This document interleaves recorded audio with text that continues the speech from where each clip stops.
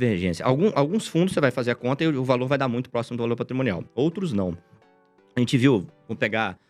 Vou citar exemplo de fundos que venderam muitos imóveis, né? Vamos pegar o HGRU, pega o TRX que vendeu imóvel, mas qualquer fundo imobiliário de tijolo que você olhar, olha lá no fato relevante, o imóvel tal foi vendido, e olha o valor do último laudo de avaliação daquele imóvel.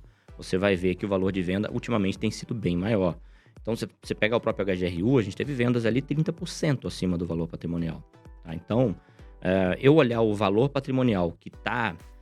Eu não diria que ele está errado. Quem faz análise, ele segue métodos corretos para fazer aquilo. A gente que na interpretação, a nossa interpretação é que eu não posso pensar que o laudo que um avaliador chegou com as premissas dele é o que está todo mundo disposto a pagar no mercado.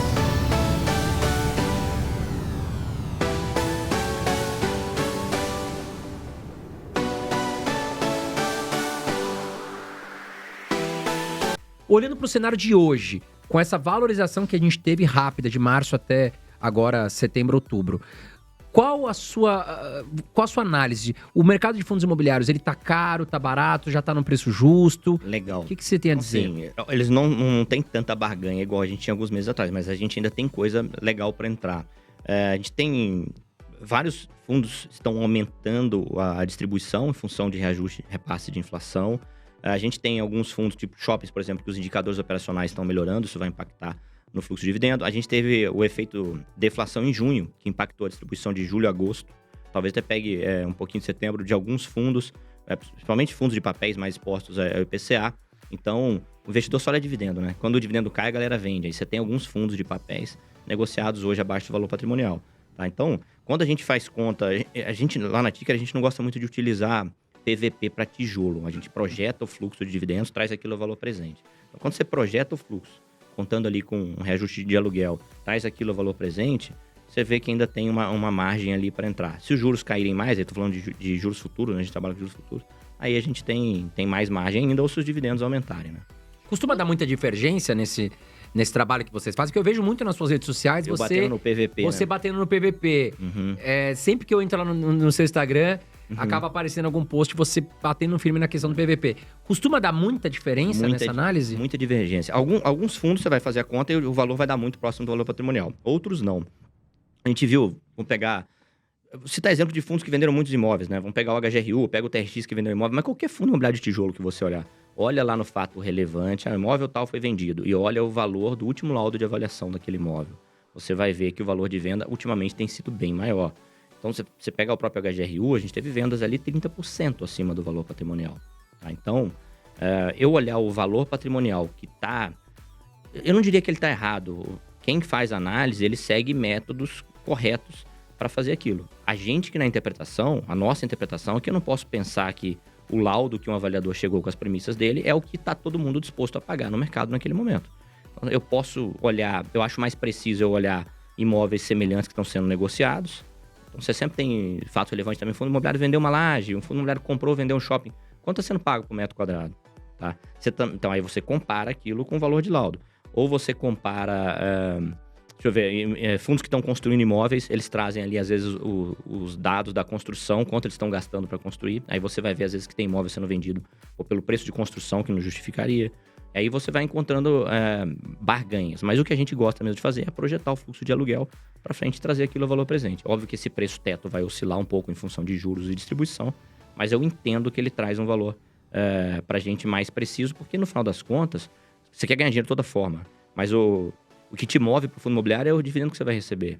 Tá? E não necessariamente a possibilidade do gestor vender esse imóvel lá na frente. Não dá nem para saber, né? Exatamente. Não é fácil você comprar um shopping, vender um shopping, comprar um prédio. Mas essa questão é só para fundos de tijolo. Só para fundo de tijolo. No caso de fundo de papel, você leva a ferro e fogo o PVP que está mostrando em tela. Fundo de papel, a gente olha o PVP, faz alguns ajustes em função do risco. Então, fundo que tem CRIs mais arriscados, mais high yield, a gente pode dar entrada com...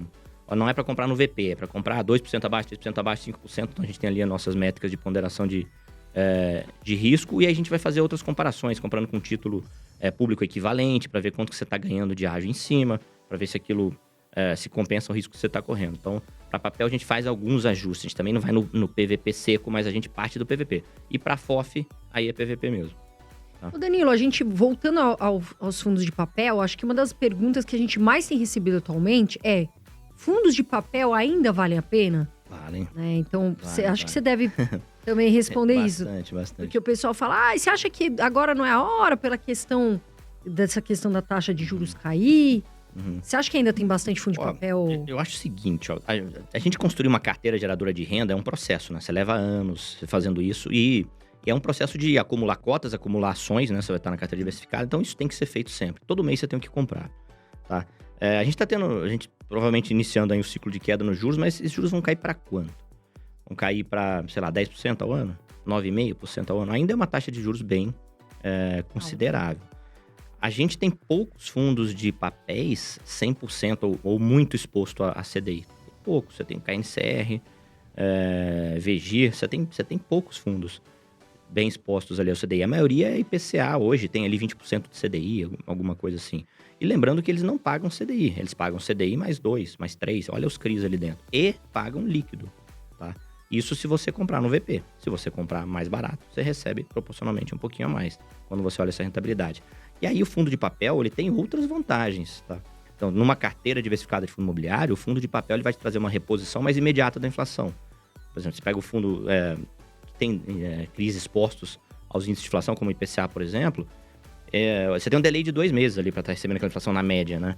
Cara, no aluguel do imóvel pode levar 1 ano para frente, às vezes mais, para aquilo ser reajustado. Então, você vai ter uma reposição mais imediata da inflação no seu fluxo, que é importante, tanto para quem está construindo patrimônio quanto quem vive de renda. Você vai diversificar alguns riscos, como vacância, por exemplo, do próprio segmento imobiliário. Então, eu comentei que shopping sofreu na pandemia, laje também sofreu. A papelada pagou bem.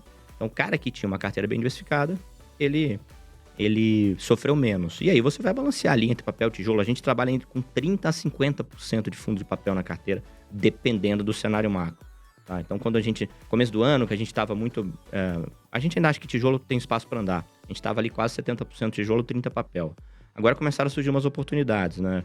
Por causa dessa deflação de junho, a gente tem alguns fundos de papéis aí com desconto em relação ao valor patrimonial. E a gente acha que a distribuição vai continuar sendo boa deles, né? Tão boa quanto antes? Não, se a inflação está mais elevada, o CDI está mais elevado, vai pagar mais. Mas ainda vai continuar trazendo uma boa distribuição. Então, a gente está aumentando um pouquinho a alocação em papel, a gente deve ir para uns 40% papel, 60% tijolo. Você falou só, desculpa, André, te interromper.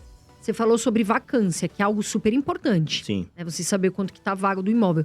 Quanto que você considera, vamos dizer assim, aceito? Porque o HG, por exemplo, HGRE, Legal. 11, ele tá com uma vacância Excelente pergunta. considerável. E todo mundo pergunta, mas e a vacância? Vale a pena? Excelente pergunta.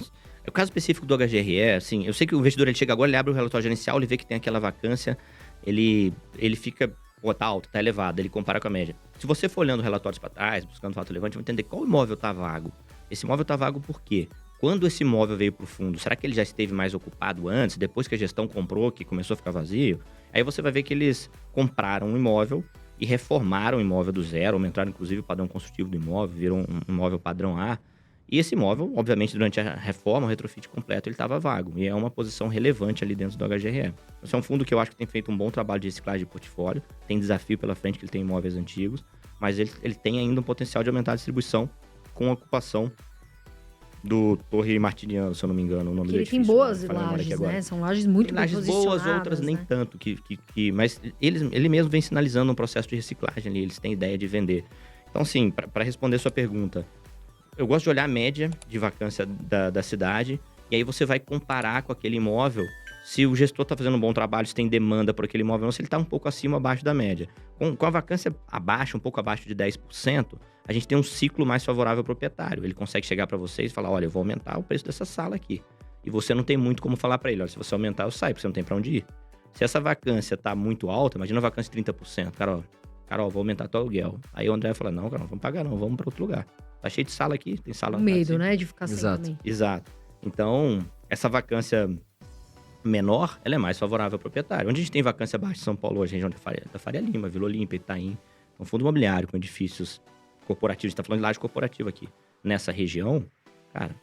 Muito caro também, né? E a possibilidade de aumentar o aluguel, o fluxo para os escritórios voltou. Apesar de ter muita gente trabalhando no home office, dá uma volta na Faria Lima, dá uma volta aqui na Paulista. Só o trânsito, os restaurantes lotados mostram que as pessoas estão ali. Gente, desculpa te interromper. Fala. É que eu lembrei de uma fala muito engraçada de um humorista que eu adoro, o Renato Albani, que ele falou assim, você falou em home office? Aí ele falou assim no show, Olha, pessoal, quando te perguntarem no que você trabalha, se você responder em home office, não é emprego. E eu dei tanta risada, porque realmente você pergunta às vezes, o que você trabalha? Ah, trabalho em home office. Não, você não era. Aí, né? Você trabalha com alguma coisa. E eu achei muito engraçado o jeito que ele falou, para de falar isso, que você trabalha em home office.